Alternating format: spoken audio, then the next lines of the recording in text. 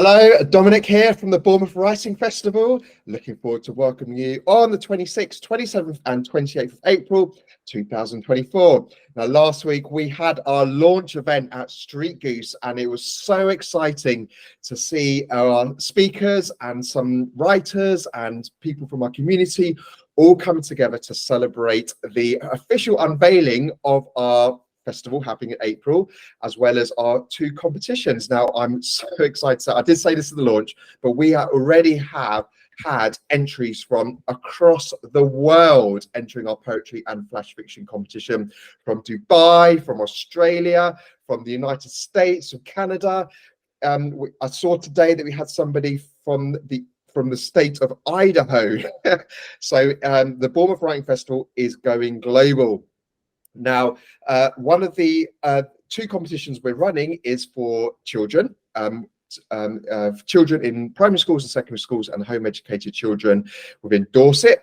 And that is being run with me together with Jane Skellett, who I'm very pleased to say is with me today because she's also doing a talk at the Writing Festival on Sunday at 3 o'clock. And her title of her talk is called Writing for the Community. So we'll get into that in a minute. But hello, Jane. Hello there. Thanks very much for having me. Nice to have you. So Jane's talk is one of three talks that are pay what you can. So when you go to book, there's four different choices of price that you can pay: £1, £4, I think it is, £8.50 or 10. So whatever your budget or whatever you think you would like to pay to come along to these ones, then that's what you pay. So one of those is the Outsiders Project with Cy Mack. The other one is our Sunday night showcase finale, which I'm really excited about happening. And of course, this one, Writing for the Community. Now, Jane has been teaching for nearly 50 years, both children and adults, and she runs a Hengstbury Head Writers Group, which meets regularly at Hengstbury Head Visitor Centre. And as I said before, she is working with us with the children's writing competition, leading the judging. So Jane, welcome, and look, tell us a little bit about your career, your writing journey, what you've been doing, teaching all sorts of different people. Okay, well, yeah, a lot of years to cover. Trying to be concise. Very, very diverse, really. I think that's the main message, that although I suppose professionally I come up as a teacher, in fact, that's only, well, maybe a third of my story, really.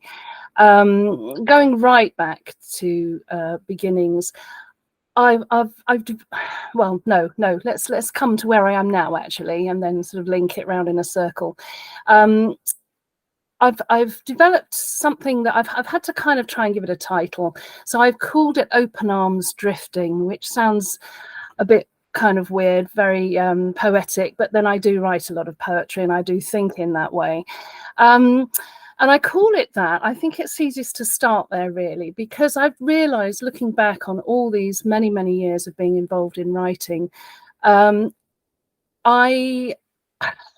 don't know what I'm going to write ever, or what I'm going to write next. You know, I seem to just go through life, really, with my open arms, drifting around and seeing what pops up and what crops up.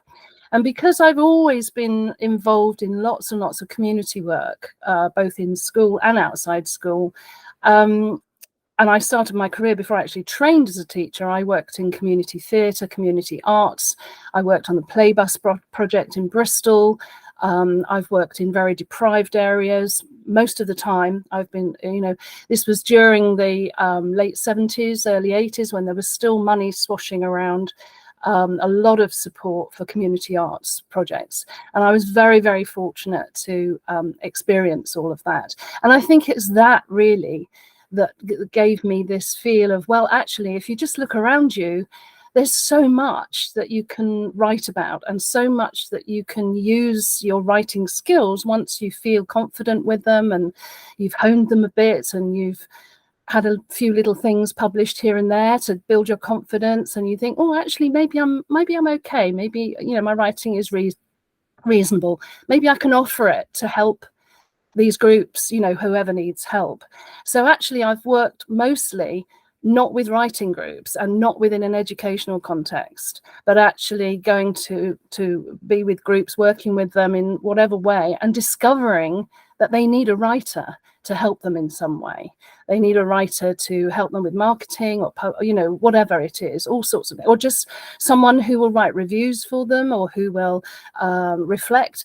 I've got one example that, if it's all right, that I think covers it all, which is when I was in Spain, and I went to an art exhibition from a new group who were called the ANA, Alpujarra Artists Connect. And I was just so gobsmacked by their wonderful exhibition. I started going around and writing poems about all, a poem for each. And I made sure I did a poem for each of the artists that had a work in there.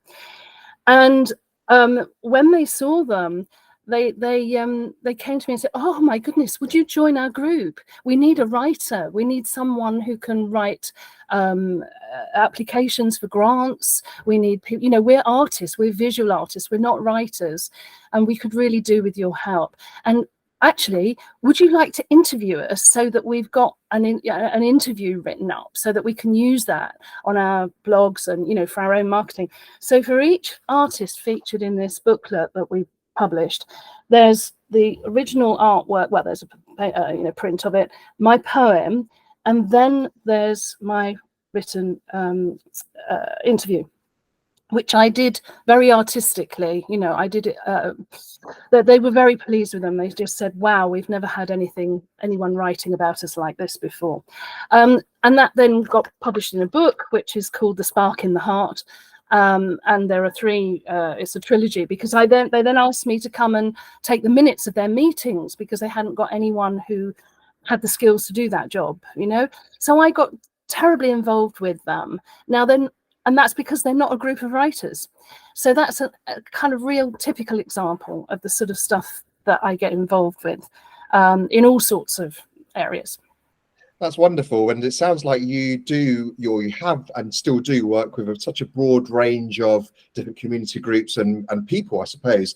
So the title of your talk at the festival is Writing for the Community. So can you give us a little kind of sneak behind the curtain as what you're going to be talking about, and maybe who should come? Yeah, well, I would say anyone and everyone should come, and it doesn't matter what age you are, and it doesn't matter where you are on your writing journey, or even if you haven't started a writing journey, or if you're fed up with writing and you're fed up with rejections or waiting to be published, or it doesn't matter at all. I'm going to work with you all, however many come, whoever you are. We're going to work in small groups, and I'm going to take you through a series of activities to help you think about how you could use your writing differently from perhaps where you're at, feeling, "Oh, I want to get this collection of poems published," or "I want to improve how I can perform my poetry," or whatever it is, or my play, "I want to get my play put on and produced," or "I want to get this novel I've been working on for 10 years," or whatever. And I have to say, I've experienced all of those things. So I know what it's like to be waiting around and thinking, "Oh, is this ever going to get, blah." I know exactly what that feels like. And I just think that there are other things that you can be doing to enjoy writing and to give of your skills. And I've just explained about my work with the community, and I'm going to help you to try and see what options there might be for you in your life.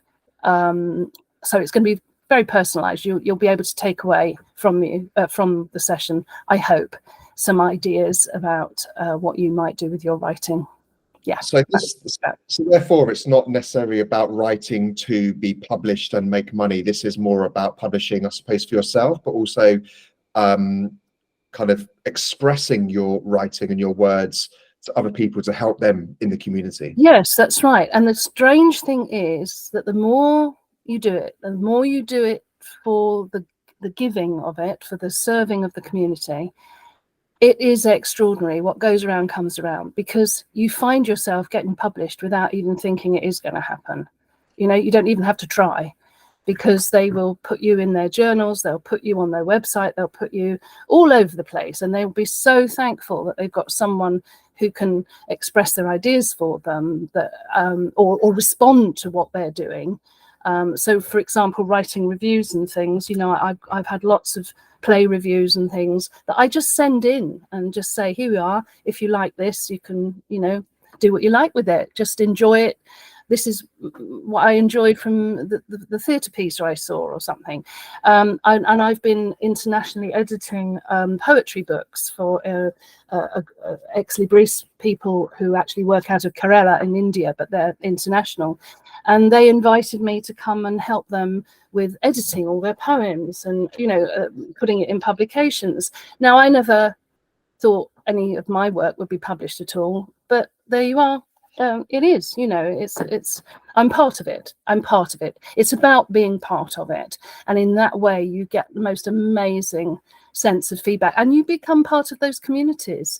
It's wonderful. I just love it. I just love it. I want to share that joy and hopefully give some people some ideas about how they can keep finding joy in their writing while they're slogging away trying to get something published, maybe trying to make some money or what have you. And incidentally, people do offer to, you know, I don't ask to be paid at all, but actually I get paid back. Sometimes I get some money, but as a gift, but mostly I get paid back in kind. And that's what I'm about, really. You know, I love that.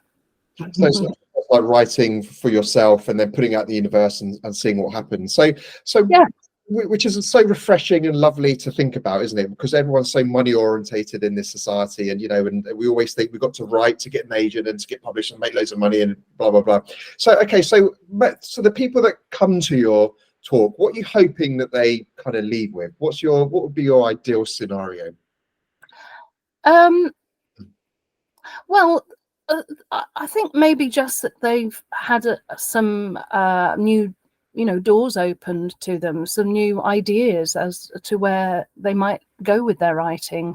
I'm going to give them lots of opportunities, lots of scenarios, for example, where, you know, most unusual, like, for example, doctor's waiting room is going to be one of the scenarios. I'll just give that little one away, but there's lots and lots of others, very diverse, things you would never think of.